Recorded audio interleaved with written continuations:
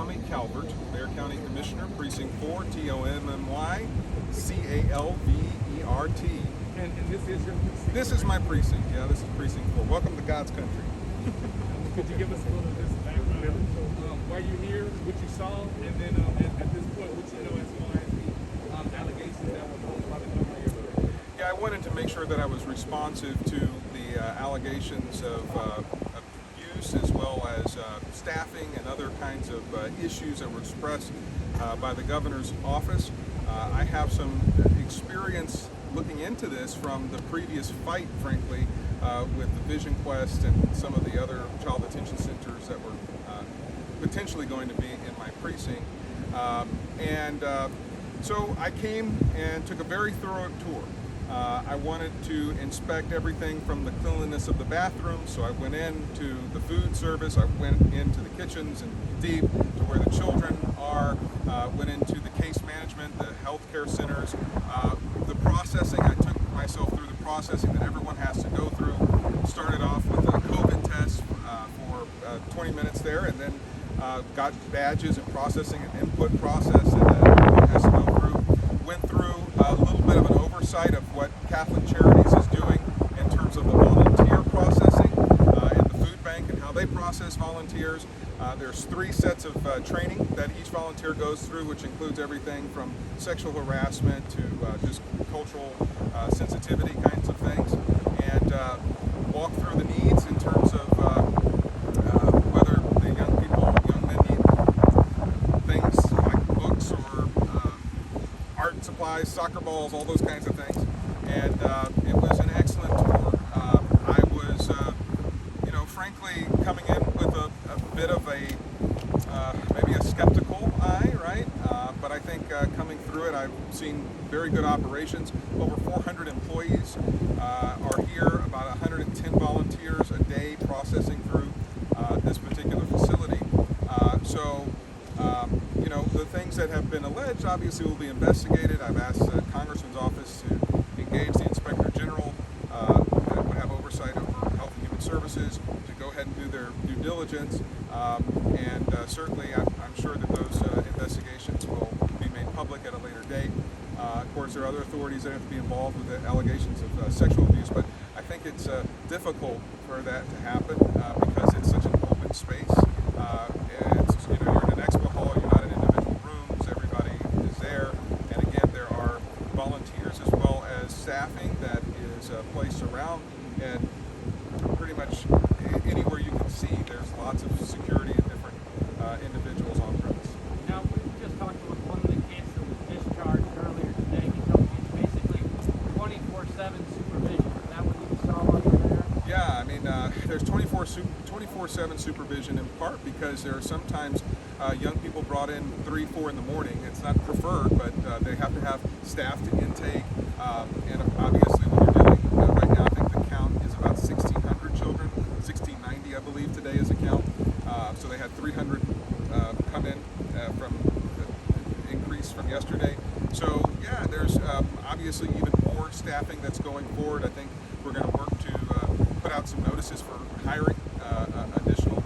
And let me just say, there were probably some staffing issues in the beginning. I think one of the reforms that's going to have to come out that I'll be happy to testify before Congress on is the fact that before we open up these opportunities for contractors, that they truly have their staffing.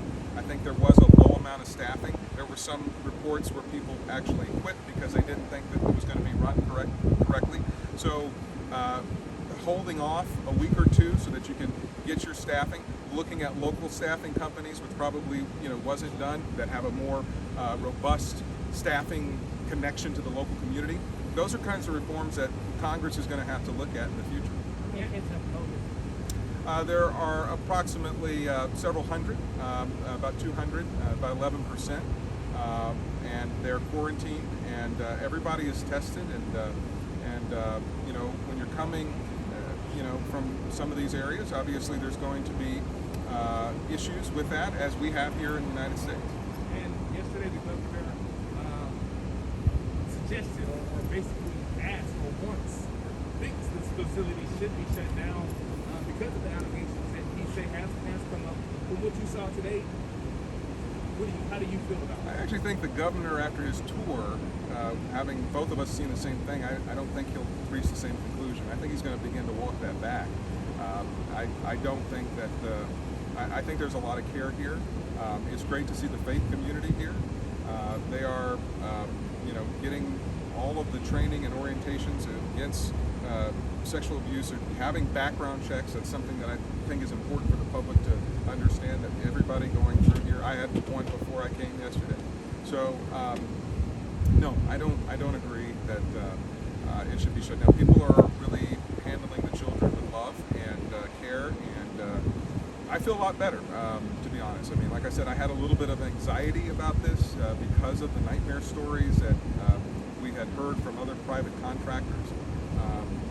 Not to say that everything is perfect, but I certainly think that this is a very good outpouring. The Department of Health and Human Services is very grateful for the community making donations.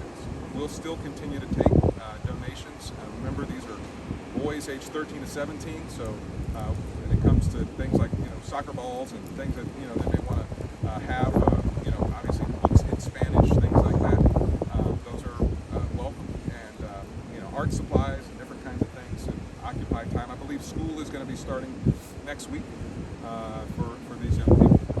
And why today? Why did you decide to come and tour the facility today? Well, of course, when the governor makes a very serious accusation like that, I want to see for myself how things are. And, it's not typical. When I initiate an investigation into potential criminal activity, I don't come out and tell the public that I've initiated an investigation, because that gives them, if there are perpetrators, that gives them time to cover it up.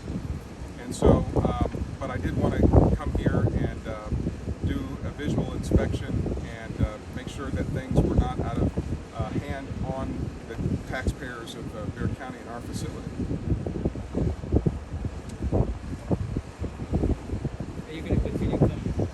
Yeah, actually, I actually want to actually come and spend time talking and hearing some of the stories. I'll probably come and do lunch one day with my staff, and I'll bring some other supplies. I'm a former preschool teacher. I love children, and any way we can just encourage and I mean, it must be. I can't imagine being a 13-year-old child separated from their mother and father at this point, and so we just want to continue caring and love. And one of the things about San Antonio and our very name as a city, when you think about the great statue of St. Anthony holding baby Jesus, we are that. We are the city that holds and takes care of the children. And so I'm very proud of the outpouring of support. The Department of Health and Human Services has been very bowled over by the support of St. Antonians donating their time and things for the children. Is there any idea where these allegations came from? I am not privy to where look, I have constituents calling and very upset. They will say things about the spread of COVID. This has been a facility that was prepared to have a COVID hospital. This is a facility where people who were positive for COVID came and drove through here. So, this building has had to be, a place where we can deal with those kinds of issues. So, we're prepared for the medical things that need to happen. It's being, the CDC guidelines are being followed, and we saw everyone taking great care. So, you have some folks who are been worked up by some cases, the information that they're receiving in their press and things of that nature. And it's kind of time to cool it down a little bit, get the facts for yourself, do your homework. That's what I did. Is there anything you noticed that needs attention? Or everything's fine? Or something needs attention? Well, like I said, I'm going to be testifying before Congress about these kinds of private contractors and making sure that they staff up properly. I think there were initial staffing issues. We're going to try to help with the job fair, and that may be something the press can help us with, is these companies that are hiring, folks who go through a background check and things of that nature. We want to make reforms where there aren't, poaching of other nonprofits, employees, and volunteers and things of that nature, and just making sure that these things are set up. I have requested that the First Lady come here, and I'm hopeful that because the President has tapped her to reunite children who were separated and oversee the humane care, that she will come back to San Antonio. She's been in our precinct at the Center of Intrepid and other places, and we would welcome a visit from the First Lady, and I think that would give a lot of assurance to folks that things are going well. But I can report